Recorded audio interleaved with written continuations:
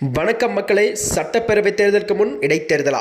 அதிர்ச்சியில் திமுக. வாங்க வீடியோவை முழுமையாக காண்கலாம். அதாவது வால்பாறை தொகுதியில் சட்டமன்ற உறுப்பினராக இருந்து வந்தவர்தான் அமுல் கந்தசாமி ஆவார்.